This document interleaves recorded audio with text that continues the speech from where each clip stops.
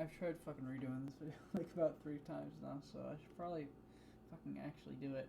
But today I thought not much going on really, so I'll do a little tutorial for cutscenes in RPGMaker 2003. So let's just get right into it, I guess.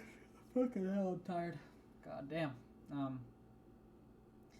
So cutscenes in RPGMaker 2003, they're annoying as fuck to find out, but when you find out how to do them, they become pretty easy. They require a couple of workarounds, so it can be kind of annoying, but just stick with me, I guess. Without further ado, I guess I'll start. So, right here I have loaded up a pretty basic cutscene from Beetle Ninja 2, or yes, from the original Beetle Ninja. This is the cutscene. I'll play it for you right now. Keep in mind this is a debug build of the game, so a lot of the shit is very different to how it will actually be if you play the game. So as we see, camera pans up, this thing turns around, then it walks away. And there's an ambient lighting event. That little like spark was not part of that. Alright? I opened the debug menu on accident. Sorry. Alright, so basically what's happening here is, as you see right here, this right here is a cutscene trigger. It is below the player, meaning the player can walk on it, and the player can touch it to trigger it. What it's doing first, and this is very specific to the game that I made right here, is it's turning off this sound effects switch. The sound effects switch deals with a lot of common events, so don't worry about that. I might do another video like more in-depth covering the sound effects switch, but for now don't worry about that because it's just very specific to Beetle Ninja. Then what it's doing is it's turning on the player transparency. It's making the player this is actually pretty unnecessary because there's some shit I do later on, but pretend I didn't say that, whatever. Then it's turning on the jungle cutscene player, which is a switch that's used basically to make sure this jungle cutscene is going on. It's then what it's doing is going to set a move route. So I don't believe I talked about this in the last video, but a move route, you can also change player graphics in a move route. This is kind of like intended for like if your characters need like to do like dynamic movements or whatever. If like you've got a character that's let me think of an example. If you got like a character that's got like a run animation and you're trying to program like the run animation in, it's basically intended for stuff like that. But frequency, don't worry about this. This is different thing, whatever. Frequency is basically like how frequent. If you know anything about like setting events to move in their frequency, it's basically just that. It's like the delay between commands, basically. That's probably a better way to put it. So what it's doing is it's grabbing a dummy graphic. So the dummy graphic it's grabbing right here is this blank sprite sheet. This basically is just, all it's doing is it's taking a completely like voided out art asset and applying that to the player. This is so that we can use the player as like the camera, because in RPGMaker there is not like, how do I explain it? There's not really a distinction between the camera and the player. So you need to set the player to be transparent sometimes if you want dynamic camera movements, and summon an event that's like a stand-in for the player otherwise. So then what it's doing is it's decreasing the movement speed, that way we can get like a more cinematic angle, I guess. Then it's moving up, as you saw in that cutscene earlier. So what it's going to do is from the time it gets this command, it's waiting 3 seconds. And now I say that because this set move route, it's just giving the instructions. It's not like waiting for it to be complete. It's just exactly what I said. I don't want to repeat myself too much because I will be tempted to start fucking doing that if I go on too much. But then it's waiting 3 seconds from when it gets that command. So basically, I timed it out so that it would finish at that point. Then what it's going to do is it's grabbing the other event, this one-eye character, the little Cyclops thing, and it's turning it down so it looks downwards. Waiting 2 seconds so you get like 2 seconds of it staring at you. And then it's getting another move route to make that thing like move upwards. Then from the time it gets that command, it's waiting 2 seconds. Then what it's going to do is it's going to wait 2 seconds after that. Then this is another Beetle Ninja specific thing where it's checking if the player is carrying one of the little monkeys from this mission or not. And yeah, just adjusting the cutscene accordingly to change your graphic back to if you had one or if you didn't.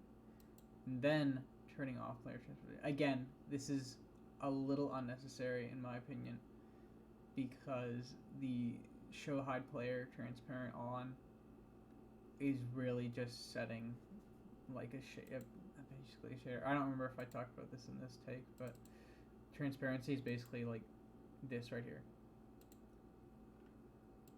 It's just making it look like a ghost, making it like see-through. This right here, jungle cutscene player is on. This event right here, this is a player dummy graphic that I was talking about earlier, where it just summons like a different graphic for the player that is like dummied out or whatever. Then you return the player to basically the exact position they were at, facing the exact same direction, and it's pretty seamless, right? Yeah, pretty seamless shit. I might go over like another cutscene or something, just because I feel like this has been pretty short. But which other one can I go through? I guess I'll go through another like small one. This is more of like an in-game like interactable cutscene, I guess. I mean, shit happens, but yeah, here we go. I'll do this one because this was another thing I struggled with, was getting events to move while the player is reading dialogue. So we'll summon the player right here, and I'll show you what that looks like.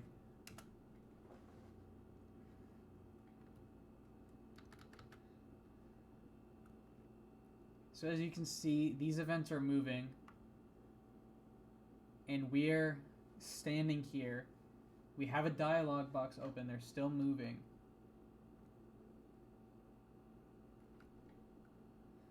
We can click through this dialogue box. I don't like this fucking cutscene for a variety of reasons. I think it was fucking way too like fucking like pretend to be Lisa the Painful, but whatever.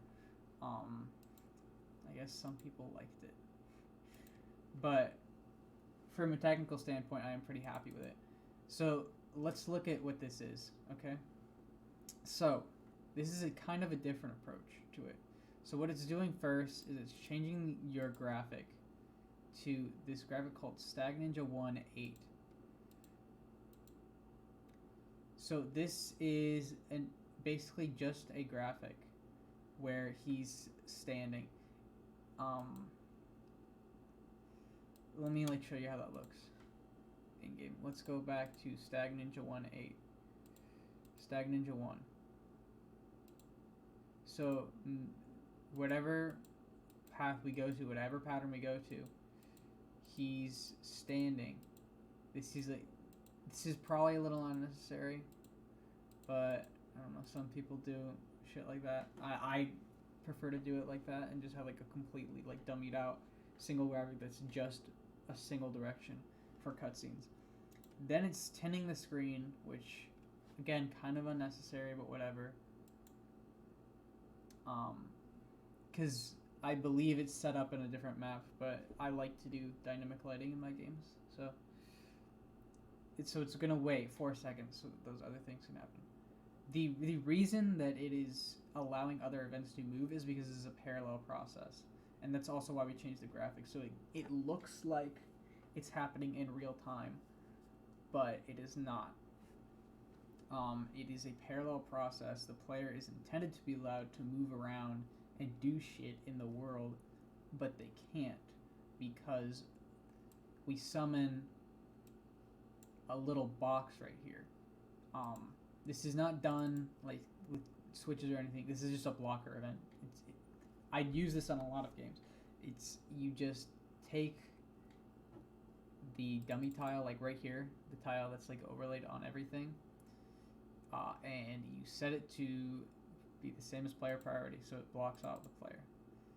Okay, so then what it's going to do is wait, put up some dialogue, tint the screen, wait, change the graphic, fade out your background music, and transfer you to a different location. So in motion, I'll show you what that looks like. And this is almost entirely just down to it being handled as a parallel process rather than an active trigger like a player touch, like same as player or whatever. So you see what's going on here. The scene cuts out and you wake up on this mountain.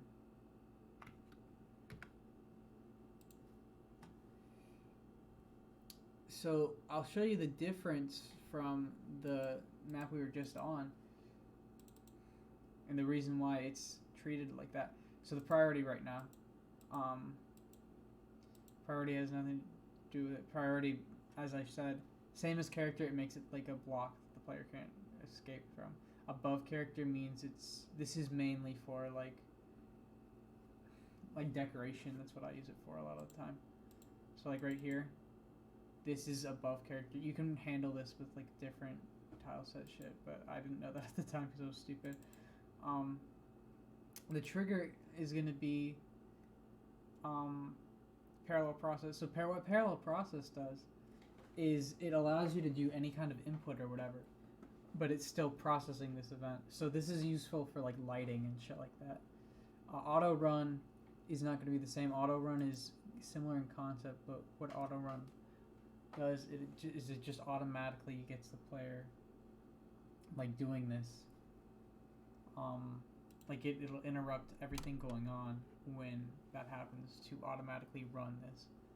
I guess this is like that was like all I really wanted to say. There's probably some shit that's kind of confusing because I rambled a bit towards the end there, but hopefully you enjoyed nonetheless.